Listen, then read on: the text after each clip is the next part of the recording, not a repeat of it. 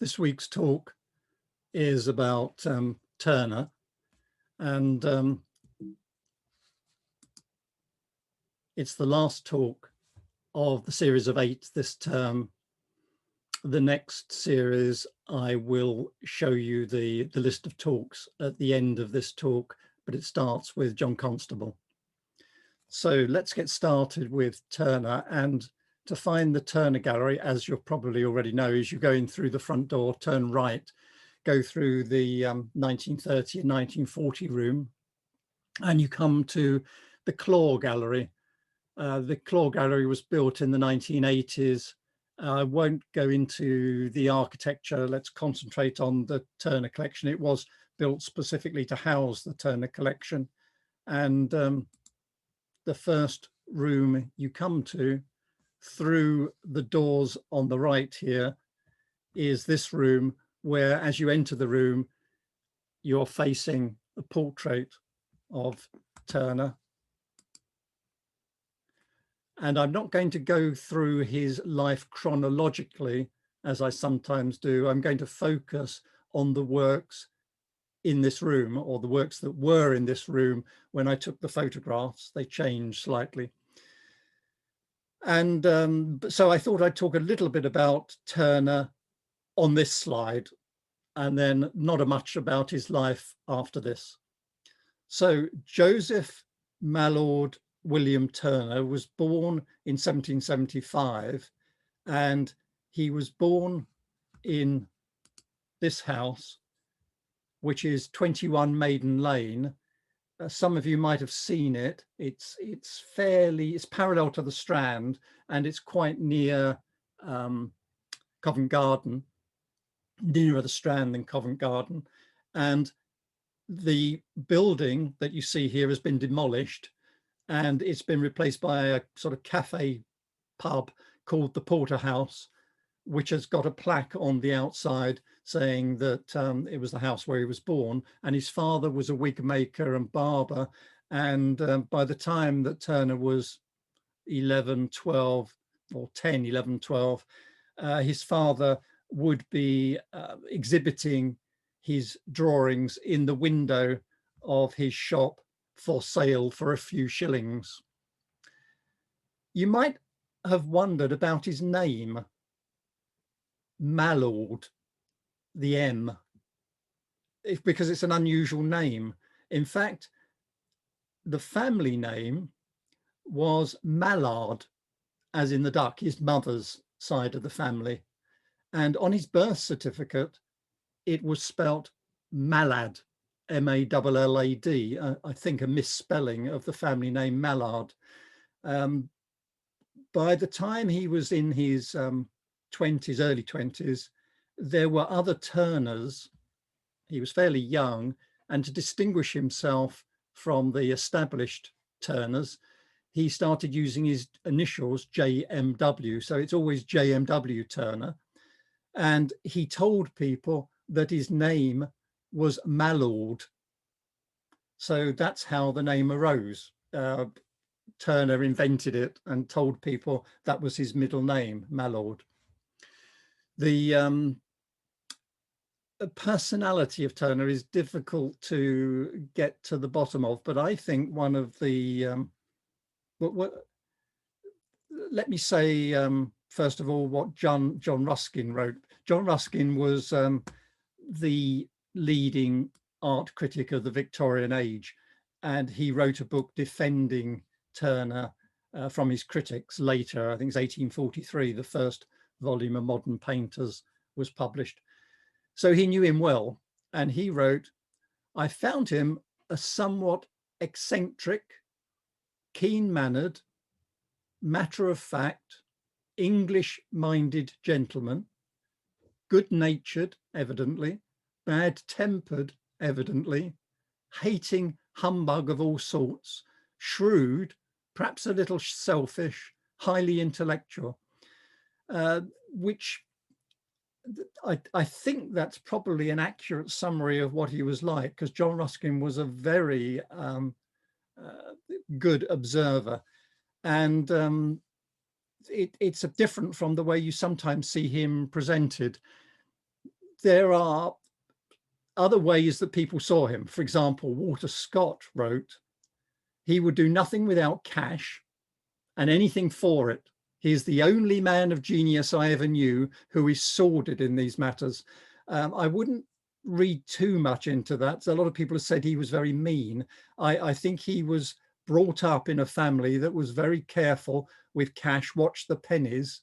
And so if Turner sold you a painting, be careful to ask whether it included the price of the frame, because when you got the bill, you would find that he charges extra for the frame. That's the sort of way that Turner thought. And of course, Walter Scott was fairly well off. So he didn't need the cash. So it's all very well for him to speak. So it's that some of the things that were said about him were founded on that person's view of the world. He never married. He had 2 children, allegedly, or I'll come back to his children later. And unlike most artists at the time, or many artists, he was extremely interested in science and spoke to many scientists and found the Industrial Revolution exciting, although he also saw the downsides. And to bring it up to date and to make a connection with his interest in money, you've probably all got in your purse or pockets now one of the new plastic £20 notes. And I thought I would draw your attention to a couple of things. Obviously, it's this same portrait. It's the only self-portrait he ever painted. He painted it in 1824, sorry, when he was 24. He painted it in 1799, when he had been made an associate academician. And some people think that he painted the self-portrait as a sort of celebration of that. So that's the portrait. Behind it is the Fighting Temeraire, as you can see. The window here is one of the east-facing windows in Tintern Abbey, which he frequently sketched. This thing here, you might be wondering what it is. It's the lighthouse at Margate, and behind it is the called Contemporary Turner, the gallery in Margate, where he spent, well, he went to school there for 3 years, I think. And this is, no one really knows, but his mother was entered Bedlam, and died in Bedlam in 1804. And it's thought that maybe his father sent him away from home because she was becoming violent. And so he spent time with his relatives, so the 3 years in Margate were with his uncle. And he did a lot of sketches in Margate. So there's the Contemporary Turner gallery. Incidentally, the lighthouse that Turner knew was blown down in a storm. And so this is the lighthouse that's there now at the end of the harbour, and it replaced the one that was blown down. Light is therefore colour is something from one of his lectures that he gave in 1818. He gave lectures at the Royal Academy, and this signature here is taken from his will.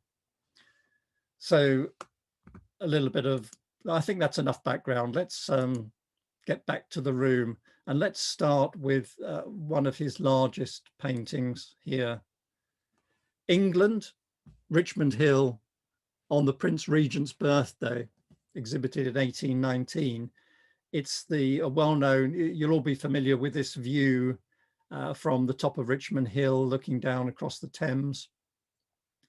What's going on? All these people here are celebrating Prince Regent's birthday.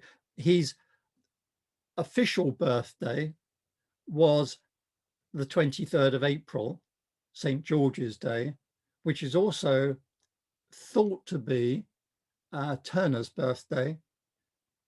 His birth was registered on the 26th of April, and normally births were registered quickly and 3 days was normal. And so he always claimed it was the 23rd of April, Shakespeare's birthday. and St. George's Day, but we're not absolutely sure that that was Turner's birthday. Anyway, that was the official birthday. The actual birthday of the Prince Regent was in August, the 12th of August. And I think that this is August, so it's being celebrated. It's a celebration of his actual birthday and official birthday. It's thought that this thing here, you might wonder what it is a flag, St. George's flag of St. George. It's not completely clear because that's the official birthday, the 23rd of April. And you'll also notice up in front of the people, there's a lot of unusual items you might have seen. There's over here, there's a cello, which reminds us of French landscapes of Claude. Here is, if you're wondering what it is a bonnet. Here, there's some weeds, which we'll come back to with another picture. This is not clear. It's an upside down parasol. This, I think, is a portfolio of paintings. So there's some artistic references, the portfolio, the cello. Over here, there's a military reference, the drum. And down here, I don't know what this is, a reference to a plaything. This is a hoop. Picking up the military reference, over here, it's thought that this is Wellington, the Duke of Wellington. And there's a cannon here, and there are others in the picture, because a salute was fired to celebrate the birthday of the Prince Regent. The Prince Regent, incidentally, isn't in this picture, but there is somebody in the picture who's looking directly at us here, and who other people, like these two women, are looking at, and she's looking directly at us. And so it's thought it could be Princess Caroline, the estranged wife of the regent, who wouldn't be there because she was in Italy at the time, and she was actually with her chamberlain, and it's thought, or I think we could safely say known, lover, Bartolomeo Pergami. And so that was a scandal at the time. She was in Italy with him.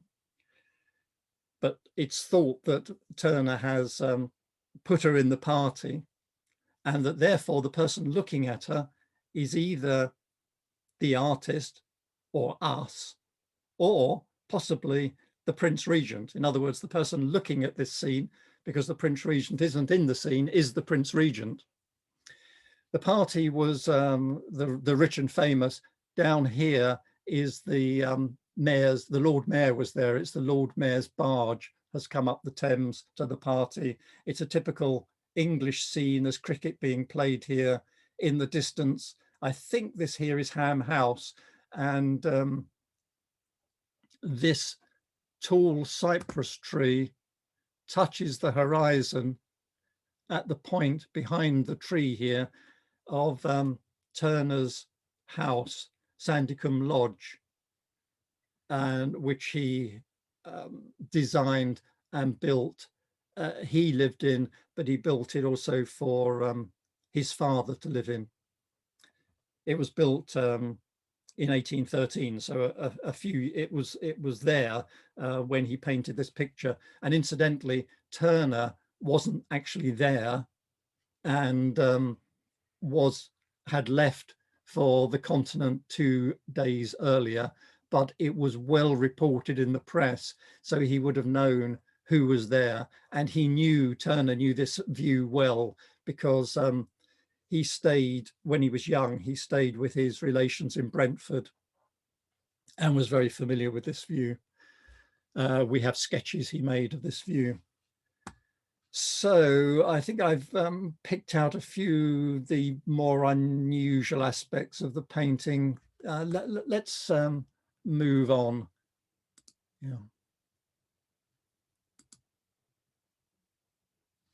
Now, this painting was there when I took the picture, and unfortunately, it's no longer there.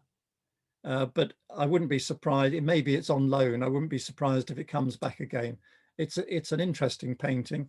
Hannibal and his men crossing the Alps. This was painted in 1810, 1812, which, remember, we were at war with France.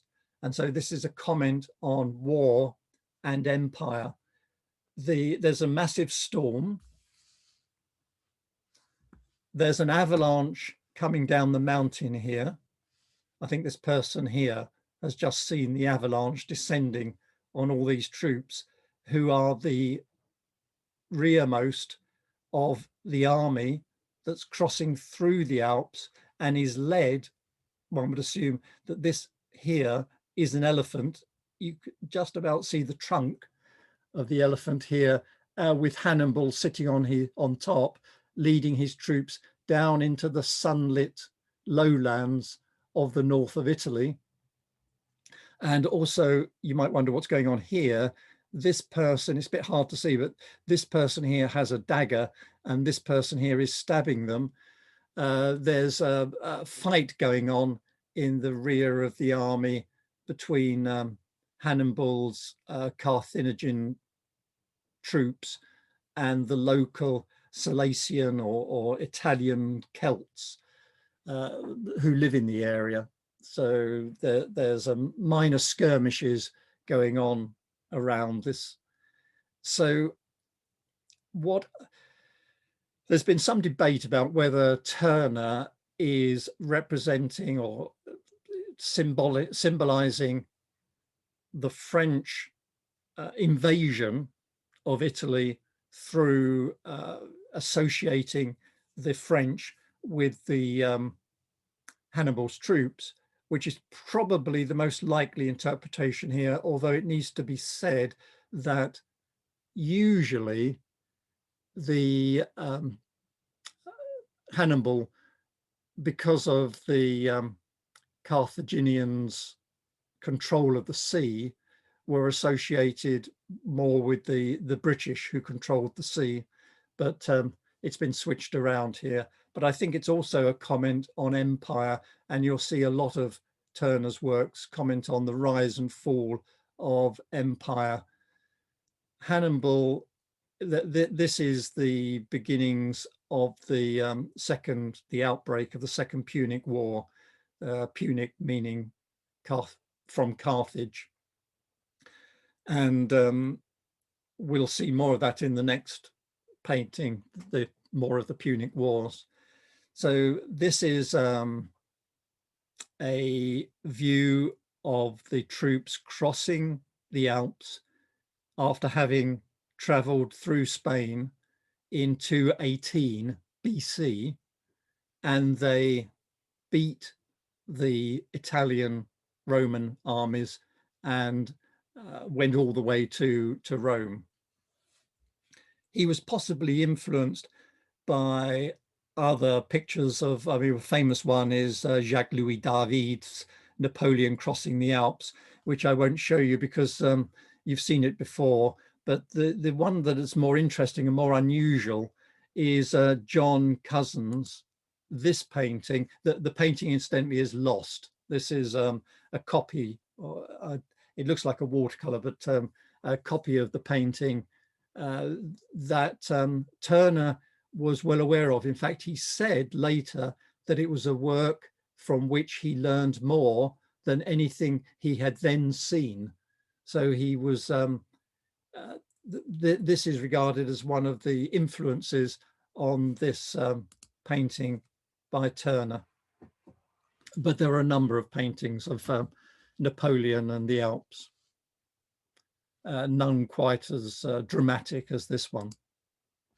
Now, the other painting, and this is a link to the Punic Wars, the other painting at the end of the room is this one, which is the decline of the Carthaginian Empire, the third and last Punic War. Incidentally, Punic comes from the word Phoenician. So that's the link, but it's the Phoenicians who lived in North Africa in and around Carthage. You've seen Hannibal attacking Italy, the Second Punic Wars. This is 50 years later, when the Romans had conquered Carthage, insisted that Carthage didn't defend itself, but sought permission from Rome. One of the neighbors of Carthage attacked. Carthage defended itself without permission, and as severe punishment, which is what you see going on here, the Romans insisted that 300 children of the nobility be surrendered as hostages to the Romans. And that's what you see going on here. That's why there's crying women, a woman over here saying goodbye to her child. And on this boat here, there's children being loaded onto boats for 300 children to be taken to Rome. It didn't end up well in the end. Rome insisted that Carthage destroy its own city and move it inland, which they refused to do. Rome attacked. The city was under siege for 3 years. Rome won and then completely wiped out Carthage. And that was the end of the third and last Punic War. The brilliant sunset is, and this painting we're looking at is in the style, and everyone at the time Turner exhibited it would see that it was in the style of Claude Lorraine, and that he was Turner's favorite old master, and he was one of the first to actually show the sun in paintings, which was something that Turner did. He was also, so Claude was Turner's aim was to achieve the sorts of effect that Claude could achieve. And in the National Gallery, these are both in the National Gallery, he painted another scene, this one at the beginning of the Carthaginian Empire, Dido building Carthage, or the rise of the Carthaginian Empire, which he wanted in his will. He said he wanted exhibited alongside Claude, which you see on the left here, which is what is still shown in the National Gallery in the same room, the two alongside each other, so that you can see that how Turner has out-Clauded Claude, regarded as one of the greatest old masters at the time. It's also a comment on the fate of empires. Turner, this, by the way, Gibbon's History of the Decline and Fall of the Roman Empire had been published and was a well-known book. And Turner was very prescient. He saw, this was, remember, this was 1815, the year the victory at Waterloo, where the British Empire was hardly yet an empire, but Turner saw that it would become, Britain would become a major empire, but he was warning that it would eventually decline like all empires. So a lot of his paintings is a warning about the inevitable fall of the British Empire, which hadn't yet even been created hardly. The just on Claude's, just on his name, he was a French artist who was born in the Duchy of Lorraine, and so but spent most of his life in Italy. And his name wasn't Lorraine, his name was Gelée, Claude Gelée, but in Italy they called him Le Lorraine, from the Duchy of Lorraine, named after where he came from. So today he's nearly always called, well, in Britain he's called Claude, or Claude Lorraine. Let's move on to the room, turn to our right, and we see that there's a corridor, and off the corridor there are 1, and over here 2, 3, 4 rooms, and another room at the end. And I wanted to pick out 1 or 2 paintings in each of these rooms, and then 1 painting at the end. Excuse me. So the first room is the room on the left here. You can just see the entrance here. So let's go in there.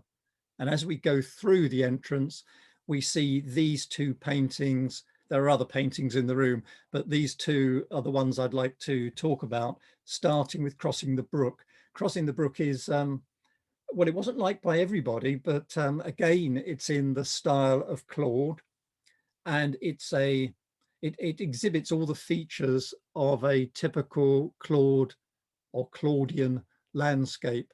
It has the repoussoirs, as it's called, which are the trees framing the landscape like the wings of a stage either side, repoussoir.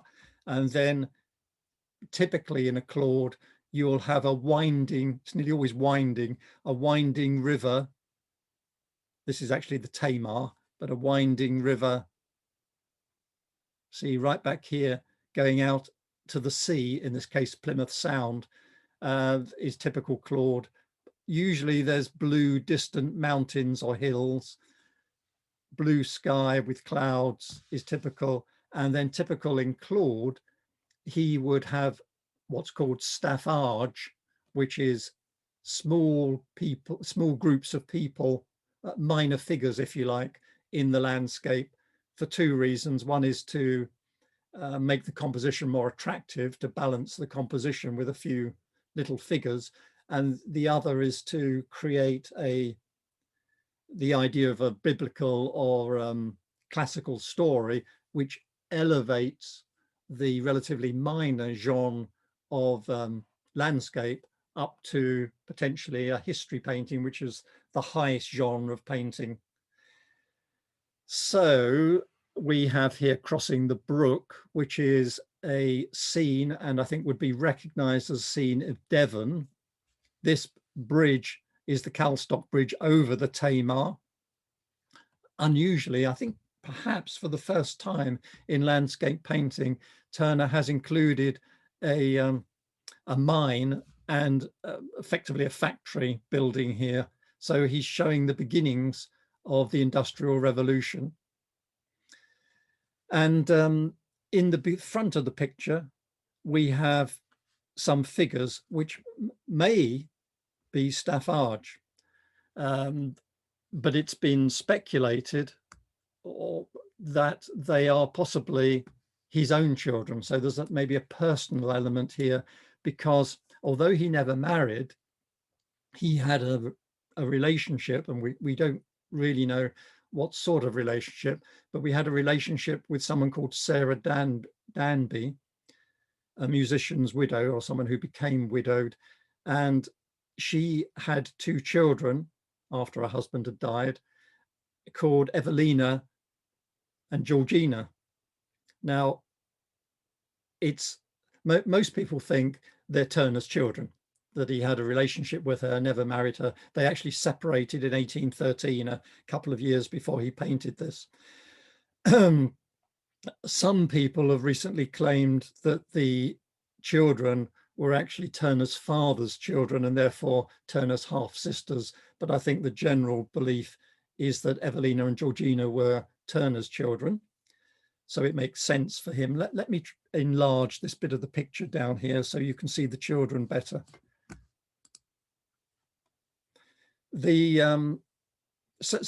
It's possibly it's sort of portraits is included his own children, but of course art historians, being art historians, have read a lot more into it than that, and Turner often talked about life as being like crossing a brook.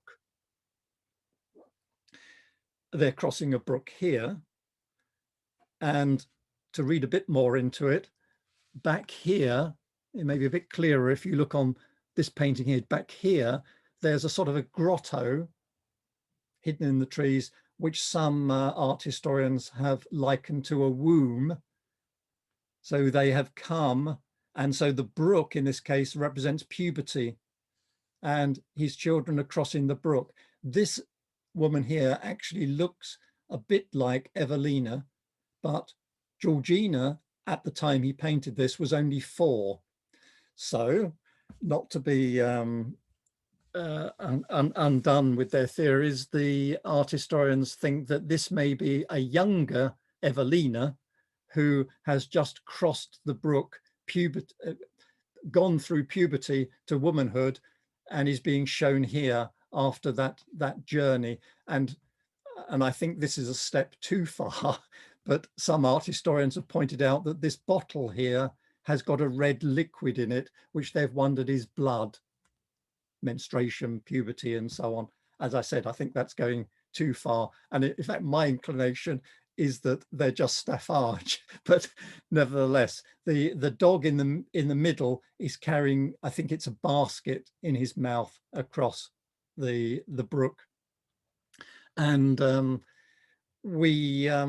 talk a bit more about Turner's relationships a bit later, but I think that's probably enough for now regarding some of the less well-known aspects of the painting. Incidentally, he never sold it, and it's a puzzle why, because it was very well regarded. I did say some critics didn't like it.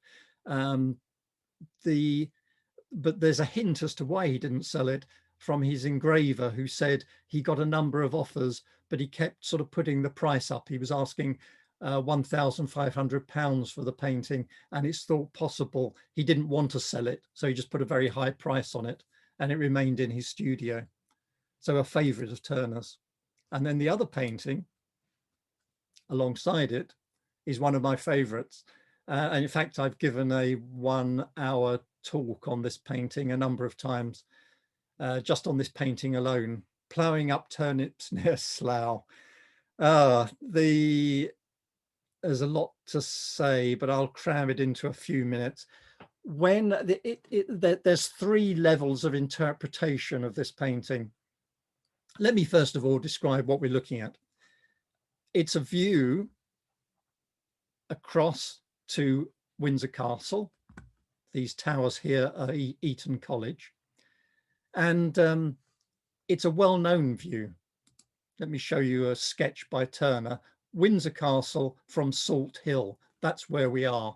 This is on Salt Hill, looking across what's now the M4, but across to Windsor Castle in the distance. Everybody would have known this view. It was a very famous view. In fact, there was an inn on Salt Hill, which was used to entertain by the regent, used it, the inn, to entertain the King of Prussia a few years later, because I think partly because of this amazing view of Windsor Castle. So that's one thing to point out. So why did he call it near Slough? Well, before getting on to that, rather than Salt Hill, let's look at what critics at the time said. They saw it as a simple pastoral scene. It's morning because the sun is over this side, and that's the east. The sun is rising. There are mists coming up from the damp ground here, which were praised. The way he represented the mists were praised by critics at the time. It's also a particular sort of pastoral scene called Georgic, and that's because Virgil wrote a poem called the Georgics, which are about agriculture and husbandry. So the fact that it's got cows in it and it's got farm people makes it a particular type of pastoral painting, and that was pointed out by critics at the time. So all well and good. Lovely painting, good representation of early morning mist, and it's a Georgic. Okay, 150 years or so later, in the 1980s, an art historian called John Barrell pointed out that there's a bit more to it than that, because it's 1809, we're in the middle of the Napoleonic Wars, and the country was short of food because Napoleon had barricaded all of the ports of Europe, and this country couldn't produce, well, still can't produce enough food to feed everyone in the country. We depend upon imports now from all around the world, but then principally imports from Europe. So the pressure was on farmers to grow more. And so the discussions in the papers and in clubs in London was how to grow more. And one of the techniques that, I won't go into a lot of detail, but one of the techniques that was increasingly used was 4-crop rotation. And one of the crops that was grown was turnips. So turnips represented the latest scientific developments in how to get more produce out of the soil. We see turnips over here in this wheelbarrow, and it enabled both more crops to be grown, but also turnips could be used to feed livestock, who therefore didn't need to be killed before winter, which is what was done in those days. So they could live through the winter by being fed turnips. Right, so so in other words, John Barrow was saying there's a lot more to this picture because it's representing the nation, represented by the king, the castle, Windsor Castle, the nobility, represented by Eton College, the managers, if you like, the farm managers, right down to the labourers working hard to produce enough food to feed the nation in a time of war. It's a patriotic painting. Moving on to the third level of meaning, Michel Miller, an art historian in 2004, started to point out anomalies. First of all, there are many. First of all, let's start in the middle. I think I've got a close-up. Just to say, let's start with turnips. You might, for some reason, turnips are sort of an amusing food, and they were associated with George III, Farmer George. And here's a cartoon making fun of Farmer George as he has his guardsmen take the turnips he's grown to market. So the sort of that amusing aspect of turnips was a feature at this time as well. Looking at a close-up over here, the plough is actually broken, and this person with a glum face is trying to repair the plough. So we have a broken plough. We have this amusing aspect of crops, of the turnip crop. And if you look, we only have not an amazing cornucopia of turnips. We just have one wheelbarrow full of turnips. The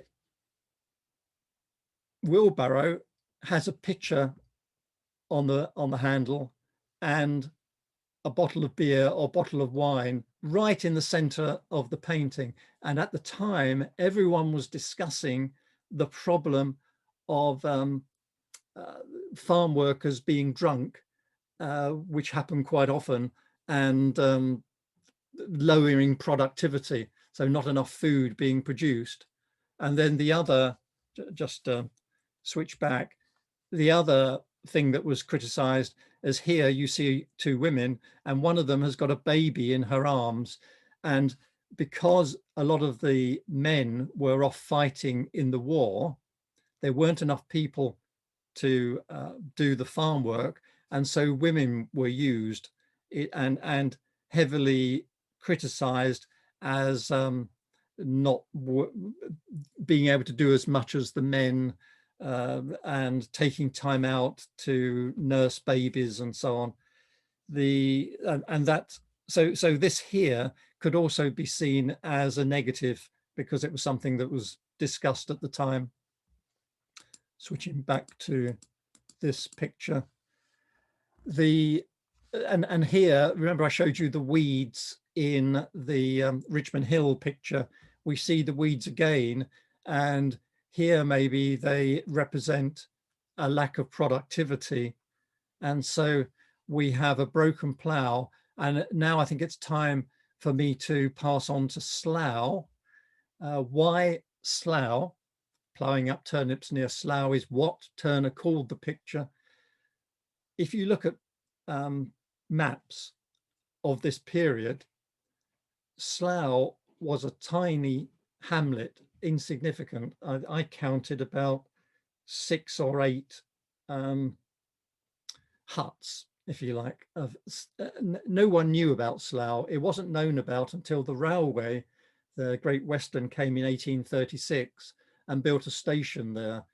So at this time, it was unknown. So why did he call it Plowing Up Turnips near Slough? Well, of course, the most famous book after the Bible at this time was John Bunyan's Pilgrim's Progress. And in the book, the Slough of Despond is a place that cannot be mended, a farm, an area of land on which nothing can be grown. Workers, the king's labourers, have tried to work the land for 1,600 years, but it remains unable to grow crops. So that's the Slough of Despond. Slough is a little hamlet nearby. So is Turner making a reference to the fact that this land can't grow crops?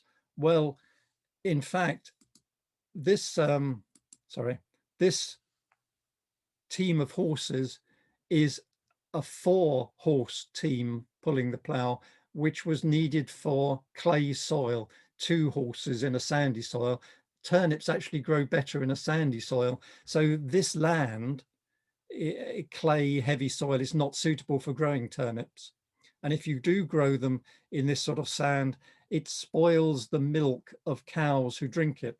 So we've got the association of spoilt milk, Slough of Despond, broken plough.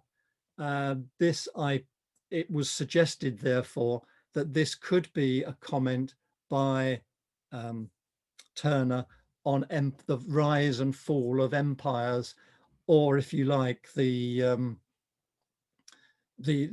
two sides of what's going on in the countryside. Everyone, the farm owners, are talking about productivity, but meanwhile, the poor women are having to work the land, the men who are overworked and underpaid, and the fact that at this time, as one of the most massive expansions of enclosure that took place, that is the common land, which historically the poor had used to grow food, was being enclosed and turned into fields to grow more food to feed the nation, which meant that the poor became dependent on wages which were never reliable, and therefore without wages they were reliant on the poor law, which was actually set up in the time of Queen Elizabeth. And more and more people were thrown onto the poor law, which really resulted in 1834 in the new Poor Law Act and the creation of workhouses. But that's another story. Let's move on. I thought I might spend too long on that. We've moved into the room opposite. See the room opposite there, it's got Crossing the Brook. So we're now in the room called Travelling Light on the other side. And I just wanted to talk about one picture in this room. You'll see here there's 3 paintings of Venice and the seas around Venice. And I just wanted to talk about this one called The Son of Venice Going to Sea. And this is a much later painting. We'll see another late Turner in a moment. The interesting thing about this is that here's a sailing ship, a fishing ship going to sea early in the morning. The sun's rising. It's called The Son of Venice. And there's a picture of the sun painted on the canvas of the sail. And it's not exactly a joke, but it's Turner playing with these ideas, because of course he is painting the sun and often paints the sun on canvas. And here the canvas of the sail that he's painted has him painting a representation of the sail, which is canvas, which has the sun on it. So he's playing with these ideas. In fact, John Ruskin, who loved this painting, went to Venice a year later, went out in a boat early in the morning, turned around as he was leaving Venice, and said he was amazed, dumbstruck, because behind him there was a boat exactly like this. And he said it looked exactly like this Turner painting.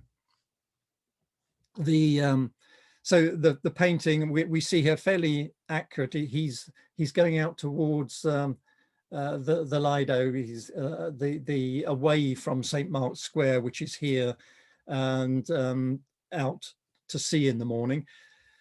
This also, just to complete the picture, this is also, it's thought, a comment on empire. Why do we think that? Well, when he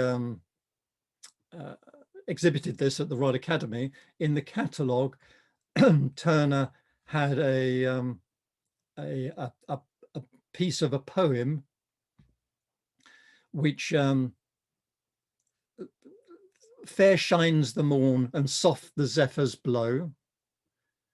Venezia's fishers spreads his painted sail so gay, nor heeds the demon that in grim repose expects his evening prey.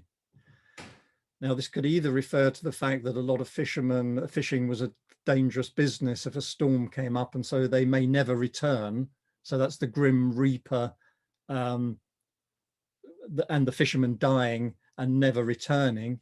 Or it has been interpreted as meaning the end of the Venetian Empire, which used to be one of the great empires of Europe, now in sad decline. And that's the evening prey, is in this case Venice itself. And in that case, I think because Turner included that verse, I think that's a fair interpretation of this painting. So spinning around, leaving the door, there's got 2 rooms left and the room at the end. Let's go in this room on the left here and talk about one painting in this room, Norham Castle. Norham Castle, well, it's called Norham Castle Sunrise. Norham Castle is a castle on the borders between England and Scotland, which was subject to, oh, sorry, I've just seen a question.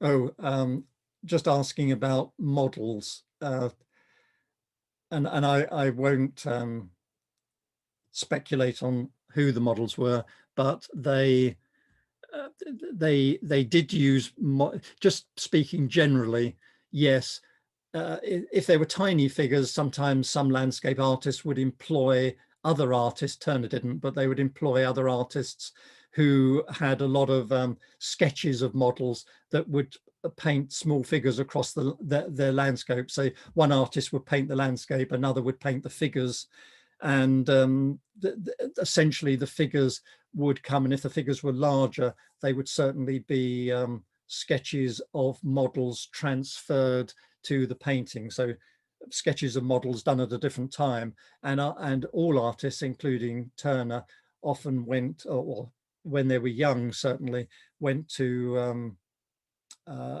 life classes where they would draw models, and so they would have albums of different poses that they could use. But coming back to Norham Castle, it was the castle. In fact, the last time Turner went there, he was in a coach, and another passenger in the coach wrote afterwards that as he passed Norham Castle, he bowed, some people, or raised his cap to the castle, and said that he's been painting Norham Castle for nearly 50 years. He started when he was 22, when he first went there, and there are many, many versions of Norham Castle that is painted. In fact, what I've got here, let me show you the earliest picture of Norham Castle that he painted, so you could compare the two. I think the one on the right that's shown in the gallery is the last picture, the 15th picture of Norham Castle, and the one on the left is the first. And it's possible that a lot of people have wondered whether the painting on the right is finished. My feeling is that this particular picture is finished, but we'll never really know. I think some of his other later paintings, which were found in his studio when he died, were unfinished works. But moving on from that, you can see, let's regard this as a finished painting, you can see when comparing the two how he's simplified the scene and made it much more atmospheric. The cow on the right-hand picture seems to almost be floating in the middle of the river. In fact, it's not clear where the cow is or what it's doing until you notice the reflection of the cow underneath it, and then the reflection of the castle, and you work out that it is a river and that it's there's a sun rising behind it. So it's often seen, this particular picture, Norham Castle sunrise, as some people call it the earliest example of modernist painting, and other people say no, it's just an unfinished painting. It was never seen by the public, so it wasn't actually exhibited, and it was first shown much later in 1906. It has influenced modern artists, because from 1906 it's been exhibited a lot, and amusingly, Mark Rothko, the abstract expressionist, whose work is at Tate Modern, when he first saw this painting, said, "This man Turner, he learnt a lot from me."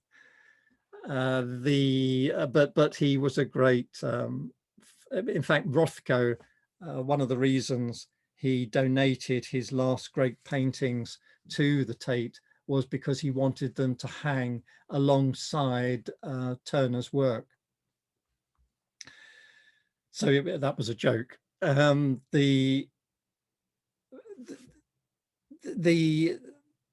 It's just to finish. So what we're seeing here is a scene of dispute.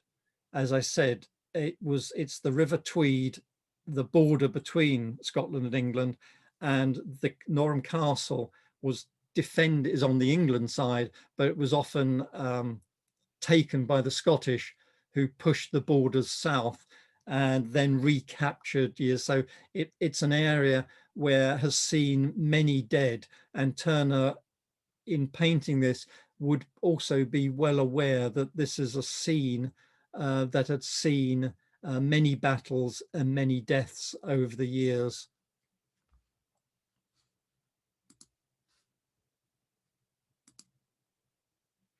This here is Norham Castle. So I've just quickly jumped across the corridor to the room opposite, and to talk about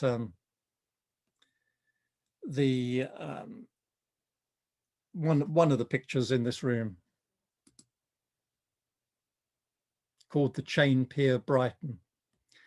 And this is interesting because Turner, I told you before that he was very interested in science, attended lectures, studied abstracts on, say, the clouds, on engineering. He knew many scientists. He was interested in light, what had been found out about light, the spectrum, electricity, and so on.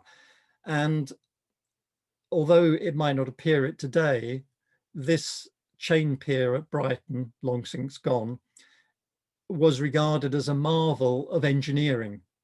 And so what Turner is representing, as in a way, in his Rain, Steam and Speed, where he's representing a marvel of engineering, the steam locomotive, here is representing another marvel in this earlier painting of 1823. Now, Brighton was originally a tiny hamlet, a fishing village, until the Prince Regent made it his summer residence and built Brighton Pavilion. From then on, it grew in prestige and popularity. There was no train, obviously, at this time. People came down by coach, but they came, and more people came because it was fashionable, because the Prince Regent had chosen it. And it was also where a lot of the ferries across to France people would board, but they had to get in boats to go out to the ferry, and that's why the chain pier was built. It was built to enable people to walk out and get on the ferry, and it became the most common way of getting to France would be to go down to Brighton and get on the ferry. So that was the practical reason for the chain pier, sorry. And you could also go out on the pier for the payment of 2p, 2 old pence. And in the season, up to 4,000 people a day would go out to the end of the pier, because you didn't need to hire a boat. You could experience, I think these are little people here on the end of the pier. Incidentally, this here is the chain. Each link in the chain is 10 feet long, and it's fixed at one end into the cliff, and at the other end it goes down and is fixed into the seabed. So that's what keeps the pier up. So getting back to these little people, it became a common, there was no other pier at Brighton at the time. It became one of the things to do when you went to Brighton. And it's reported that people would go out along the pier, even in a storm, and perhaps because it was a storm, and on one occasion it was reported in the papers that 30 or 40 people stood at the end of the pier and were covered by waves as they broke over the tower.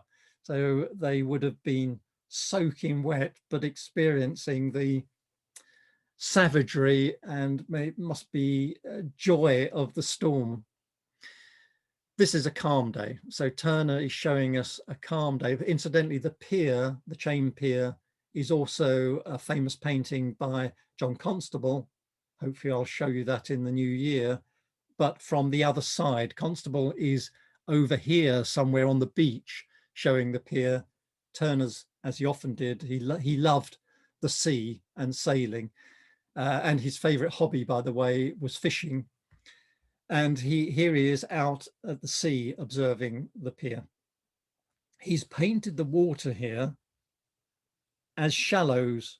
The water here is still and more wavy out here and here. There are not shallows there. I think he's done that to vary, to create the variation in the texture of the sea to aid the composition here.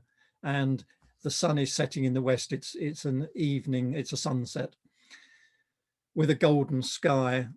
Incidentally, I was going to say before that I've told you before, but the volcano Mount Tambora exploded in 1815, and the following year, and in fact for a number of years afterwards, the skies around the world were full of ash, and the sunsets were much brighter reds and oranges than they are today as a result of the sun reflecting off the ash in the sky.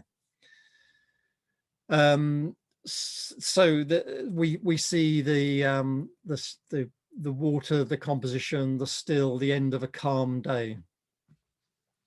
It had only recently been completed.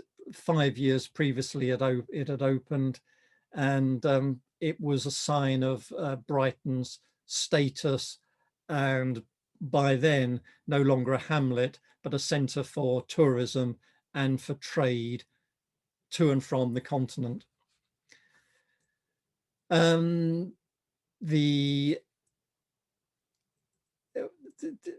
Incidentally, a final point, I said it's no longer there. It was destroyed at the end of the century. It was destroyed in 1896, and it wasn't replaced because by that stage the other Brighton pier had been built, or piers, and there was no need for by then for a chain pier.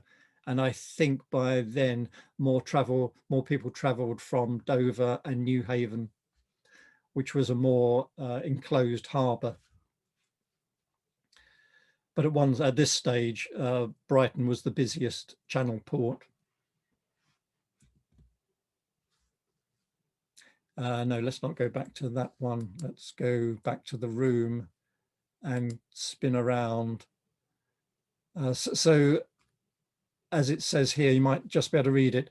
This room contains seascapes that were found in Turner's studio on his death, and the room opposite with the Norham Castle is landscapes found in Turner's studio on his death, so not exhibited. So let's go to the room down the end, and there's a couple of paintings in this room.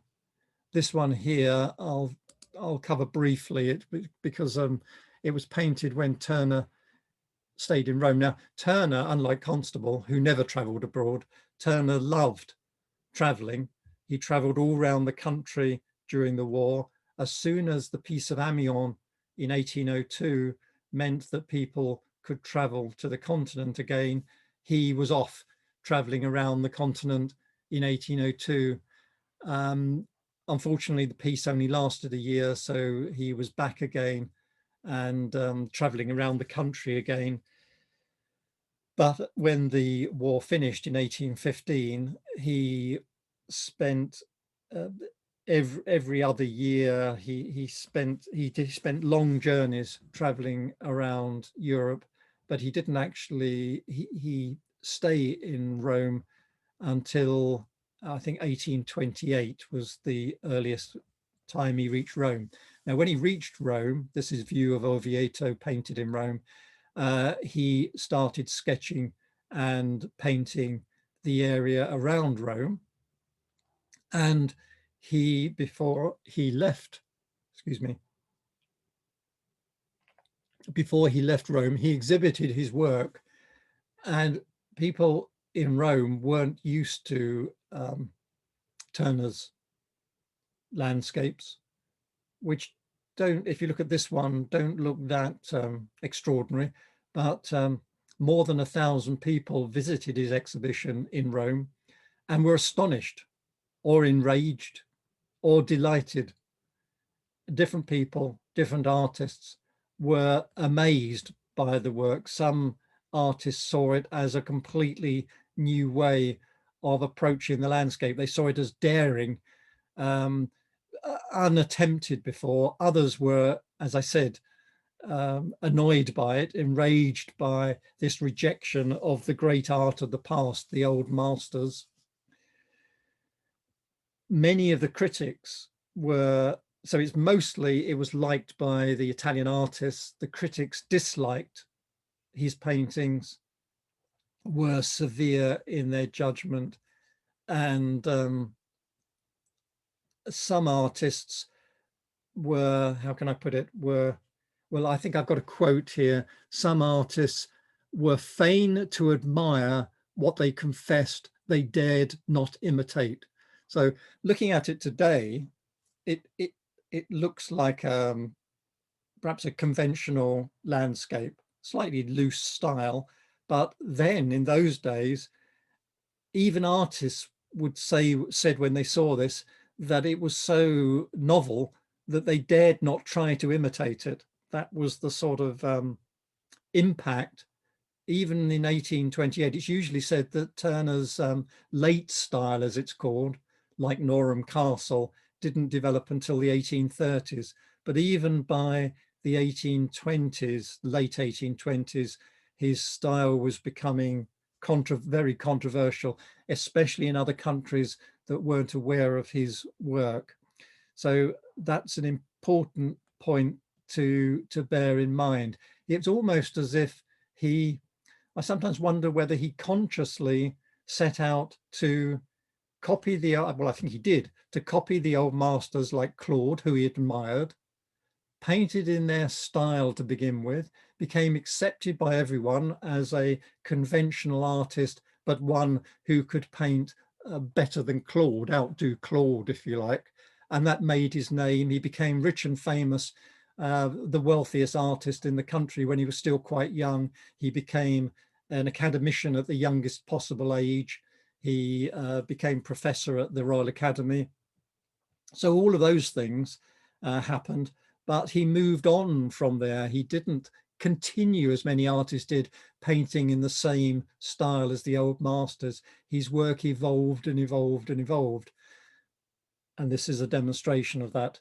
But the final work I wanted to show you is, just mention before I do, if I turn once and turn again, I just wanted to point out that this room over here is where the relatively small number of John Constable's work are in the Tate. And when I talk about Constable, I'd like to cover more of his life than I can by just using the works in that room. And so I'll be bringing in works that are not displayed in Tate Britain in order to give you a balanced or a fuller view of John Constable and his life and his work. But let's end Turner's work with Rome from the Vatican, Raphael, accompanied by La Fornarina, preparing his pictures for the decoration of the loggia, one of his largest pictures and one of his longest titles, exhibited in 1820.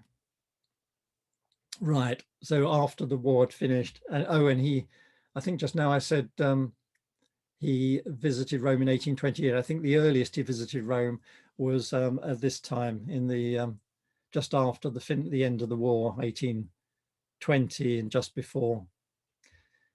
He was 42 then, and there's a lot of ways that this, well, let me point out a couple of anomalies, because I think that leads us into the picture. This is Raphael, and at the time in 1820, it was Raphael who connoisseurs and artists and critics regarded as the greatest period artist of the High Renaissance. Whereas today, we might not even mention Raphael so much, it would be Michelangelo, we might mention Leonardo, or a bit later Titian. Then it was Raphael. So here we see the greatest artist, Raphael, I think working out where to hang his pictures in the loggia of the Vatican. But what I wanted to point out was outside we see the colonnade that was designed by Bernini, which hadn't been built by the time Raphael died, which was in 1820. Sorry, 1820, was in 1520. And I was about to say that this picture also celebrates the 300 years after the death of Raphael. So there's another reference to him. Or in other words, coming back to the colonnade, this is not meant to represent an actual scene. It's an assembly of parts invoking a feeling. And the feeling it evokes is, I think, well, for me, it's the feeling that Rome evokes. First of all, there's the countryside. He's taken a high viewpoint, so you can see the mountains in the distance. I have read the snow-capped mountains, although I can't quite see the snow myself. We see Rome of the Roman, the classical period. We see Christian Rome, the beginnings of Christianity in Rome. Well, we're in St. Peter's. And we see the High Renaissance, Rome and Italy as the center of art 1500 years later. And so it's assembling all of those different feelings that Rome invokes by putting together things which are historical anomalies, but which create that that feeling of the content of Rome, or the history of Rome. And again, this is a reference to empire, but an empire which has evolved into or ended and then resurrected with the rebirth, the renaissance of art in Italy. It's called, accompanied by La Fornarina, which means the baker. in feminine La Fornarina, is this woman here, which Raphael had painted previously. This is a portrait painted by Raphael of a young woman, portrait of a young woman, which is thought to be, and was thought at the time to be, La Fornarina, was the model. She was his mistress, and in fact, it is said, it was said at the time, it was widely said at the time, that he died quite young. How old was he? I think he was 37 when he died, from what they regarded as died from excess. That is, a night with La Fornarina.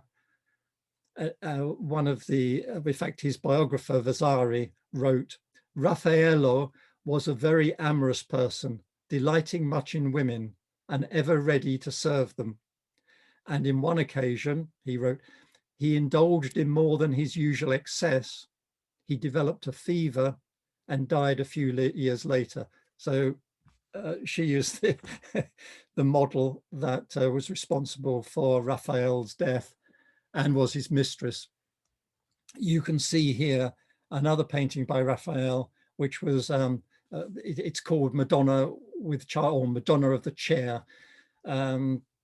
It's Madonna and Child, and this statue here that's appeared here is not by Raphael. It's a classical statue representing the Tiber. So there's a classical association, and it's a bit hard to make out, but this person here in this painting is, I don't think this painting is by Raphael, but it's a painting that this is an angel. This is an angel's wing, and this is the archangel dismissing Adam and Eve from from heaven, from paradise, and this represents the fall. So we have Christianity, the fall, the classical period, and the modern, that is high Renaissance associations, all woven together by Turner. Some people didn't, some people didn't like the painting. One critic complained of its excessive yellowness. And another critic said, one sees it without experiencing the slightest sensation of pleasure. And another described it as an unsuccessful experiment. But don't get me wrong, one of the reasons I read out these negative criticisms is today Turner is regarded as such a great artist, and this is regarded as one of his great works, particularly, and people discuss the way he's distorted perspective and to bring it all together. The building becomes almost arms surrounding Rome and so on. I just wanted to sort of balance that by pointing out that at the time, although Turner was regarded as a great artist, and many critics praised all of his works, he wasn't universally praised. Just to point out, by turning again to the right, this door here, which leads out of the Claw Gallery, these are the stairs that go up to the room that contains a few of the works by William Blake. That's worth visiting. The room has to be kept dark because the works are fragile, but it's up these stairs here. And then turning one more time, we see the gallery, the corridor that we came down, which leads back into the gallery. So I've got one more minute where I just wanted to quickly remind you, and by the way, I will be emailing you.